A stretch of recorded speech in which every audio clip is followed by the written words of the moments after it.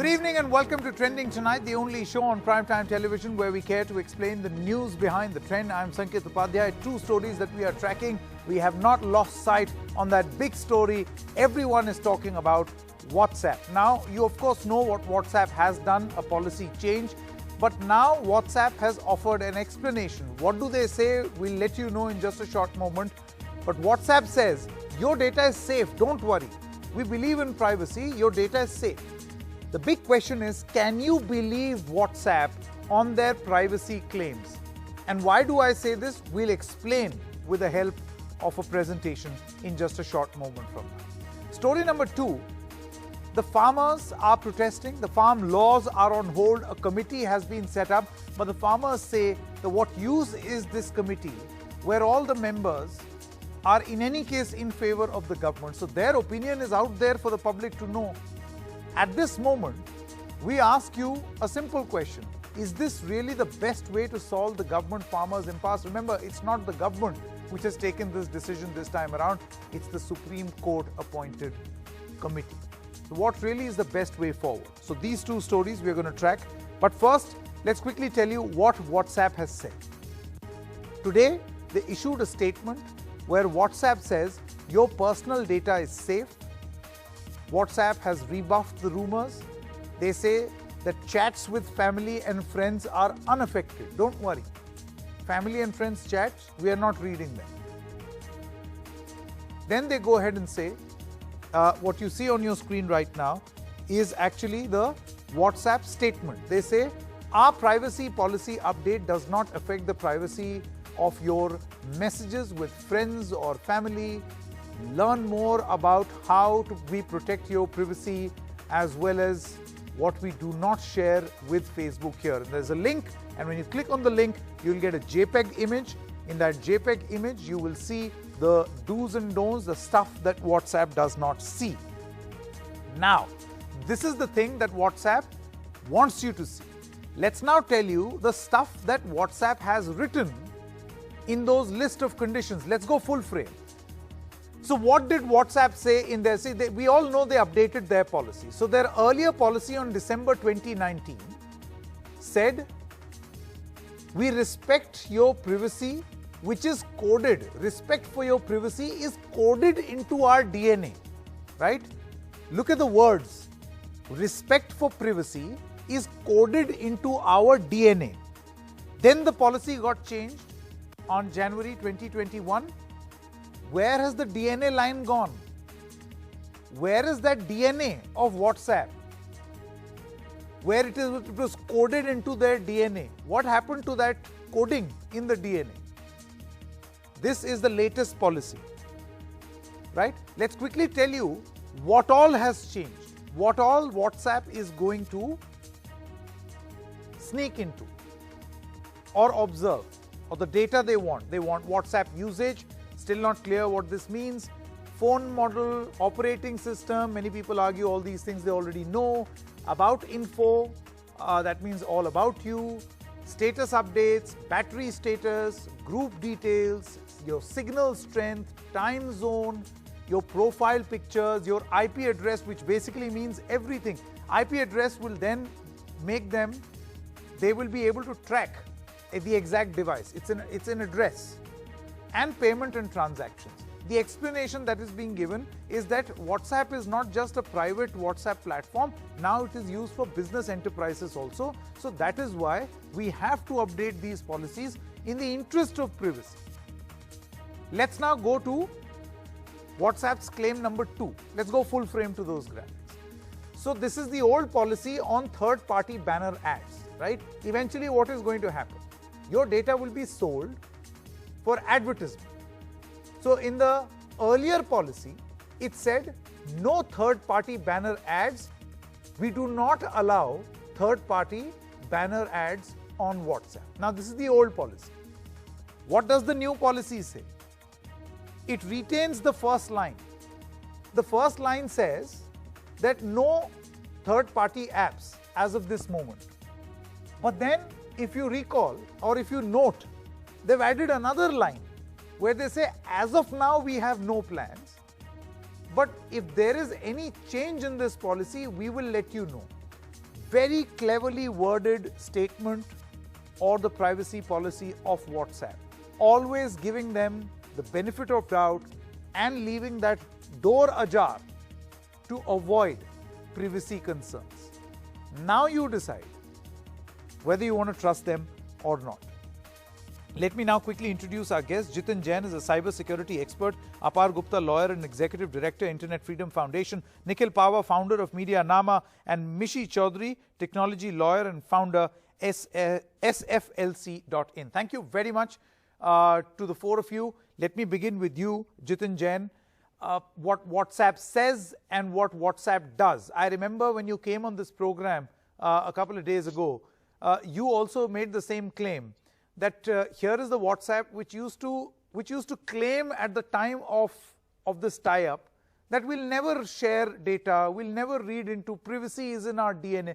We've all seen whatever happened to that DNA line in the new policy. Jitin. So WhatsApp has admitted today the DNA has changed. So there is no more privacy in the DNA. What is lying in the DNA are advertisements, selling of data, and collecting users' information. Now, I have few questions to ask Sanket. Number one, they have whatever they have written today, whatever they have clarified is in the form of a damage control PR advertisement. Whatever they are claiming, they should write it in the privacy policy, because that is what is legally binding, not this PR ad or a stunt JPG they have created. Number two, they say that we will not access your private chats. They never said we will not store. And that was the whole debate, that they might end up storing data in the name of temporary storage for better performance of data. No, Jitin, what about reports that WhatsApp was already doing all these things for which they are seeking permission now? They were already collecting, Saket, but they were not sharing with the third-party platforms, including Facebook. Now they have said Facebook and allied businesses all will do it. Now this question of banner doesn't arise. So they may not use your data and sell your data for showing ads on WhatsApp, but they may use that data to show you precision advertisements on Facebook or the third-party platforms. Three, if this is only applicable for WhatsApp business users, then give them a choice. Whoever wants to, interact with the WhatsApp business, they should apply for this policy. Don't send it to 40 crore people in India and force them to give their consent. Third, are we second-rate citizens? Or is it like this, that whole definition that Gora terrorism in the West is a different terrorism and terrorism in Asia is a different sort of terrorism? And that is a, freedom struggle. So whatever policy is applicable in European Union, I am willing to admit and submit to the same policy in India. If you think that we are second-rate citizens who should give more data, sorry, this is not acceptable. And last point, Vishnu, now they have admitted that at least business data they will be connecting. So if in your life, even once you interact with Make My Trip or Skyscanner, this thing, you will have to give forced consent to this policy. So my two-point agenda is that, or suggestion is that, whatever WhatsApp is claiming, please write not in your advertisement, but in your privacy policy. Second, whatever you are collecting, instead of giving this PR gyan, just make a flow chart, list 40, and list it out in your policy. And tell them what you are sharing. The policy will be, see, the devil is in the detail. It's very clear. And when you read the detail, you realize that it's not what is being claimed as of this moment. But Nikhil Pahwa, I want to come to you now. This claim, obviously it's not official, but this claim that we are trying to be, and we are in touch with people who represent the company, and those representatives seem to say that this is transparency. This is classic textbook case of WhatsApp's transparency, where we want to get the approval from the end user. Well, I don't think they want to get the approval from the end user. It seems that they're forcing the approval from the end user because they haven't given a choice. Back in 2014 and 16, back in 2016 when the privacy policy came out, or when they modified the privacy policy, users had a choice to not accept that privacy policy, right? They could choose to opt out. In this case, they're not giving you that option. And I think that's what's problematic. It does mean that WhatsApp has the ability to allow you to opt out, but it's choosing not to do it at this point in time. Okay. Apar, let me now come to you. See, the point is that they hold sway, they hold control. They've got crores and crores. I mean, it's the anyone who has a phone has WhatsApp, right? There is a, we were discussing this earlier also, there is a basic difference when there is data transfer or data use in other apps versus data use from WhatsApp. So other apps like Facebook, Instagram, Twitter, these are all public profiles. I'm choosing to engage with people. There was certain amount of sanctity associated with a personal chat. See, WhatsApp is not a public platform. You're talking in your personal capacity. And now the manner in which this has been introduced, WhatsApp may go around and saying that people are being misled, right? But my point is the manner in which you introduce this change, it almost appears that you're trying to invade into that little personal space left on the mobile phone. I think the smartphone device has never been geared towards being fairly privacy friendly, and that's been somewhat of an accident of the financial incentives designed around that, Sanket, unfortunately. You are correct that to some extent WhatsApp has to a large degree stated that it is a venue for private conversations, but this has been fairly a broken promise. In 2014, when it was acquired, and I quote from its public blog, it stated that it would remain independent and autonomous of Facebook. However, when it started sharing data with Facebook, only 2 years post-acquisition, which is in 2016, in its own public blog, it stated it was to increase the relevance of advertisements, which could be on Facebook, which would utilize what is WhatsApp's metadata. Secondly, the assurances which were given when Facebook acquired WhatsApp was exactly this, that WhatsApp will not share its data with Facebook. And these assurances were given to competition authorities in the European Union. No, but then, you know, Apar, even now they maintain that we are not sharing anything. I mean, your emojis, your chats, your chat with your mother, girlfriend, everything is safe. End-to-end encrypted. Yeah, so end-to-end encryption is being used. Unfortunately, I'm a big supporter of this technology deployment in WhatsApp as well, but it is not a complete blanket on who you're talking to, how much you're talking to, when you're talking to them, what groups you're part of, who are the members of those groups, who joined when, which Wi-Fi signals you're connecting over, where places you are visiting, what links you click within WhatsApp which take you to another browser window. All of this information, which is metadata, is shared with Facebook. Facebook already has a tremendous amount of information on you. And it's also getting the user sign-up details, including your phone number.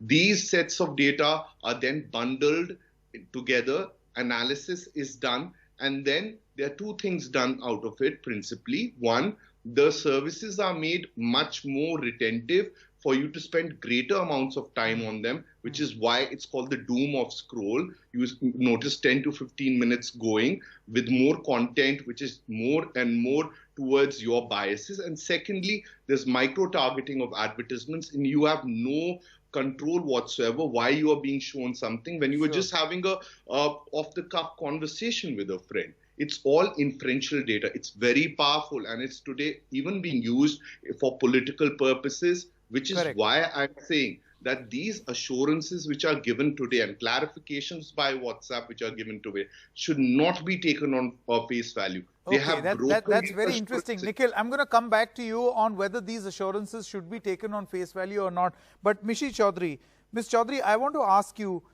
see, to expect that come the 8th of February, suddenly people will transfer and move lock, stock and barrel is not going to happen. Unfortunately, this is the reality. WhatsApp is a very, very powerful communication tool. It is a very powerful, associated with a very powerful company also. People may end up clicking on that agree button also. What are the legal options that people have, at least as of now in this country? I know there is a data privacy bill that is in talks for a long time, but as of this moment. Thanks, Sanket. The first thing, the way you have presented, of course, the context of the discussion, I think is important. I think it's important to remember that the DNA of Facebook and its group of companies is surveillance capitalism. the more data they collect, the more money they make. If you acquire an asset which is $22 billion, which is WhatsApp, someday your shareholders are going to ask you, how are you going to monetize this? So earlier, before it was acquired by Facebook, Brian Acton and Jan Koum, who used to run that, they used to charge a tiny amount of fee, and that's how money was made. Thereafter, Facebook started to offer it for free. Now, in India, unfortunately, what has happened is that we are still waiting for a necessary but completely inadequate step, which is a data protection law, which will hopefully protect people when such things happen. But important to remember here is that end-to-end encryption, the content of the messages, that was never a question. So all these clarifications which are coming up, everything which WhatsApp is trying to tell now, that is not a question. We've never asked it. This is about rest of the information which is available. If we were to trust all of this, why is it that the citizens of European Union are being treated differently? They are not getting the same terms of services as their counterparts in India or the United States are getting. Because in Europe, there is GDPR, under which the European Union's strict privacy laws are empowered to fine companies as much as 4% of their global annual revenue if the rules are broken. There is obviously another important position which to take, that Apple in its store has now started to issue nutrition labels. Like you and I buy food, we see how much is percentage of fat, carbohydrates, etc. Now Apple wants to say that for each app, we want to give a label about what data does this collect. Now, India and other countries like Brazil, where most of the large market share of these companies lies. Now, in our countries, because as you rightly pointed out, and your question whether we're going to all move from on February 8th or not, because this forced arm twisting thing which is being represented to us as consent, what does that mean for us? Now, in India and countries like Brazil, WhatsApp is used a lot already as a customer service tool for business. Correct. With WhatsApp Pay and the fact this integration, you see something on Instagram, you should be able to buy it on WhatsApp. So they don't really need to see what you said to your mother or your girlfriend or your father or your colleague, not the content, but rest of the information, like an earlier panelist was saying, that's the important bit here. No, the point legally now. Yeah. Yes, please. So legally right now, as I said, India does not have a law. So we don't have the guardrails which other jurisdictions do have. Okay, Nikhil Yes, Pahwa. there is a Supreme Court judgment which is different and against the state. Yeah, for it's now. on privacy. Privacy is a fundamental right, but then what will you do with it when there are no law? How do you implement something like this? Nikhil Pahwa, I want to come to you now. There are different set of rules, as Jitin Jain as well as Mishi Chaudhary said, for the European Union because they've got a law in place. Right. Obviously, there is a different rule, and we are talking in the Indian context, different rule for India. Between now and the 8th of February, anything that you expect from the Indian government? Frankly, Sanket, I don't think there's anything that the Indian government can be expected to do here, because I mean, I know that the Internet Freedom Foundation, which APAR represents, has a case on this issue in the Supreme Court. So one thing could be if by chance, or we hope that the Supreme Court hears the case and it puts a stay on this kind of data sharing. That's one thing that is possible, but I don't think it's likely to happen.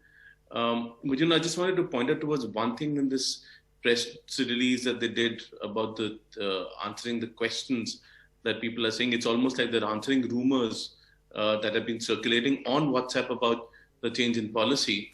I wasn't aware that WhatsApp doesn't keep logs of who everyone is calling or messaging. This was something which came as a surprise to me. And if that data is not being shared, I think that's a good thing. It's also said that WhatsApp doesn't share your contacts with Facebook. And if that's the case, again, that's a good thing. So it's not that everything is doom and gloom over here. There is some clarification that is coming in on WhatsApp does and doesn't share. But it doesn't mean that there isn't room for improvement And Sure. frankly, some of those changes are also because WhatsApp is planning to launch shopping on the platform, and it does have the businesses working alongside.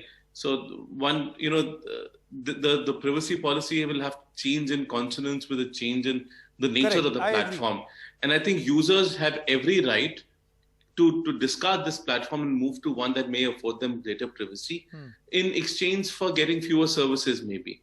Although exchange is not the right word, because you should never have to trade your data for getting access to business. No, I but would say, see, there is a huge inconvenience right now. Many people have years and years of data and their contacts and chats. The moment you delete this account and go somewhere, it's not like you have messenger portability, no? Yeah, I'm going to lose this. It's like putting a person to a disadvantage. And hopefully portability of data is something that that is going to come in once the data protection law comes into place. Correct. Okay, quick closing because comments. It'll make us easier for people to switch, and will address some of the dominance that platforms like WhatsApp currently have. Absolutely. Jitin Jain as well as Apar Gupta, quick closing comments. Jitin, we'll begin with you. I want to ask you, Jitin, do you think that Facebook and WhatsApp will be naive to upset a huge constituency in India by coming up with a policy like this?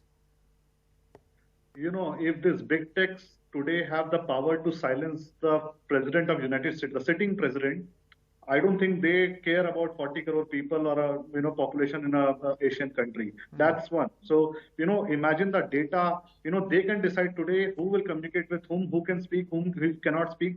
So there is a message for all the businesses also. Sure. So what they are saying is that they have already cluttered this entire SMS market with India, where you get 400 spam SMS every day. Now they want Make My Trip, Go Bibo, Yatra, everyone to send you an SMS on WhatsApp. Then what will we do? One day they might get up and decide, look, Make My Trip is a pro right-wing or a pro left-wing company. We will shut this guy down on WhatsApp and we will sell all their data to their competitor. They have it. They can do it today. So all the businesses who are on WhatsApp today should know that WhatsApp is going to trade your data with Facebook and other business affiliates. They will sell all your customer data to your competitor, and you can't stop it. Okay, so WhatsApp will turn around and say that you are imagining things.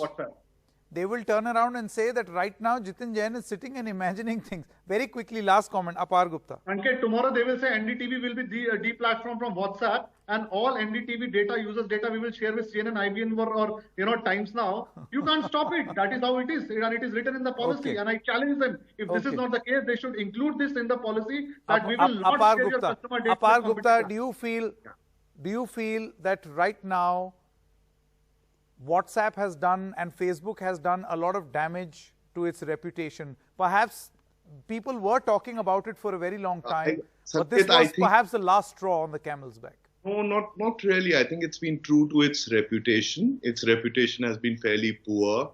It's not a great advocate of privacy. It is a great advocate of certain elements of deployment of secure technologies such as end-to-end encryption. But post its acquisition, it has become a child to its parents' ambitions, which is the Facebook conglomerate, which is trying to extract data from each one of our activities and our existence.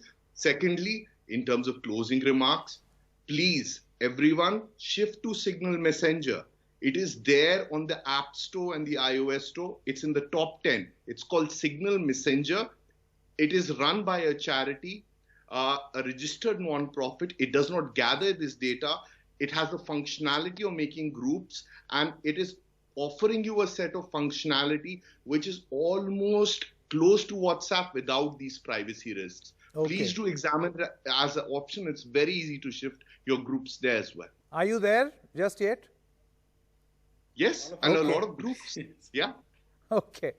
Right. Thank you very much. Jitin Jain, Apar Gupta, Nikhil Pahwa, as well as Mishi Chaudhary. Thank you so much for joining us. This was an enlightening conversation to know about the reality of where we stand on privacy issues. Very quickly, the second story that we are tracking right here, farmers, what happened in the Supreme Court? Let's put that on screen right now. So the top court has stayed 3 farm laws for now. A panel has been formed to assist court on farm laws. The CJI says that we are trying to solve the problem in the best possible way The Supreme Court has asked the Attorney General to clarify on Khalisani infiltration, and also the court notice on the tractor rally. The court has issued a notice. But see, there are certain important things that need to be discussed over here, and if I could just request my producer to move to the members of the panel. Who all are the members of the panel? So you've got Mr. Ashok Gulati. This is graphic number 10 in our sequence. Ashok Gulati. Now, what does Mr. Gulati stand for?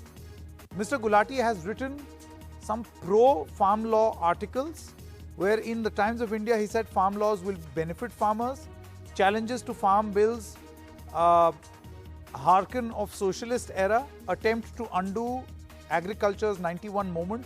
We need laws that give farmers more space to sell their produce. New farm laws fit the bill. He will be part of the Supreme Court monitored committee.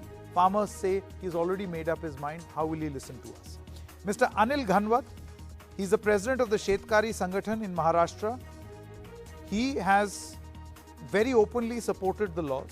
Then you've got Mr. Bhupinder Singh Maan, who is also pro-farm laws. He wrote in The Hindu, and that is on your screen right now. He says, reforms are needed to make agriculture competitive. Then you've got Mr. Pramod Joshi. Mr. Pramod Joshi wrote in the Financial Express, where he said any dilution in the farm laws will constrain Indian agriculture in harnessing the emerging global opportunities. Scrapping the 3 farm laws will be disastrous for the entire agriculture sector, more so for the farmers. So, as far as these four member panels are concerned, it's very clear what their opinion is. Farmers are just saying that with their mind made up, will they really listen to us? That's a wrap in this edition of Trending Tonight. News continues on the other side. Stay.